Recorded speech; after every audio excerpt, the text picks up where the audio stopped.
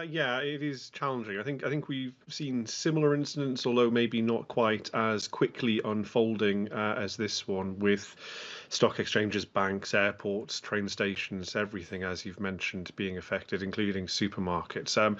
But I do think that this highlights, in many ways, the over-reliance that we have on individual providers to ensure our security when it comes to IT. CrowdStrike, obviously, a very, very well-known, well-storied, well-regarded company.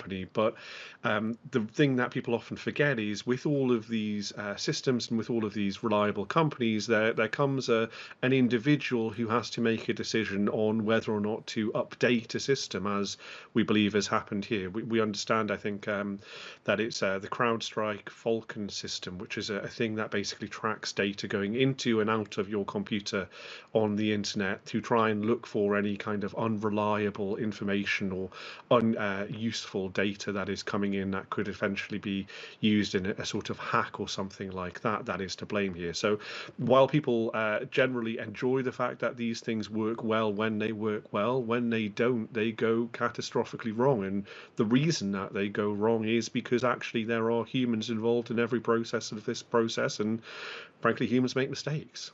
Yes, certainly not infallible when you've got humans trying to work on different systems. Chris, I'm wondering here, how concerned should people be about their safety online as well as their personal details? Could this result in also a major security breach for millions of individuals around the world? No, I don't. I don't think so. In large part because actually many people can't even get onto their devices nowadays. I was speaking to someone earlier in Australia who was at a university there. Midway through a Zoom meeting of around about a dozen people, started seeing people dropping off the calls as their laptops went to this so-called blue screen of death, and then eventually the update got them, and they ended up being logged off there as well. Similarly, I've spoken to someone on a plane at Heathrow Airport on the runway, which was due to take off for Berlin earlier this morning.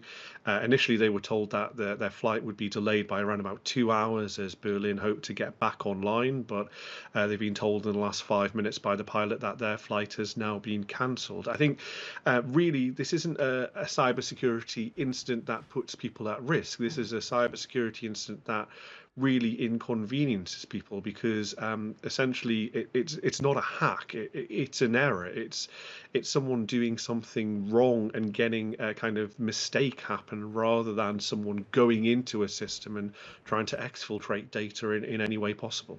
Chris, this is a really big mistake by one person. I mean, you've said that, of course, problems can occur when human beings are doing things.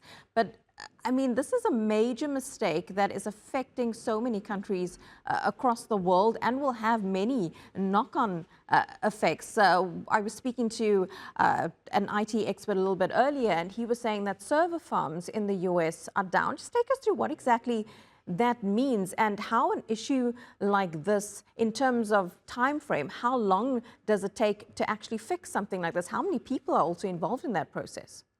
Yeah, so we don't know the number of people. Obviously, Microsoft Windows is used by a lot of people, but I am currently speaking to you from a Microsoft Windows laptop. That means that the organization that kind of oversees the security of this laptop has decided not to install CrowdStrike, which on today's news seems like a relatively good thing.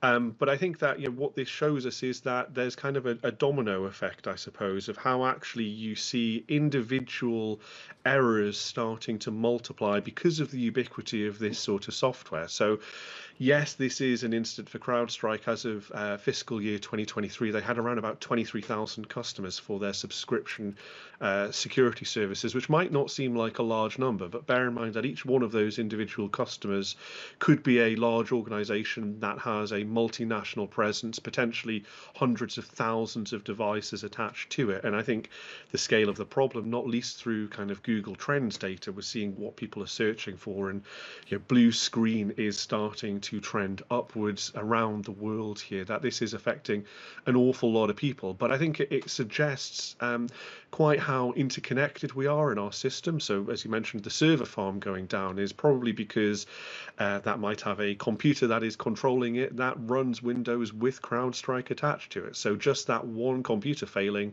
can mean that the whole server goes down. So, yeah, a really kind of complicated process. Best to think of it like dominoes. Once one falls down, it knocks on the other and continues to pick up speed. And what a domino effect it is having. Chris Stokel-Walker in Newcastle, thank you so much.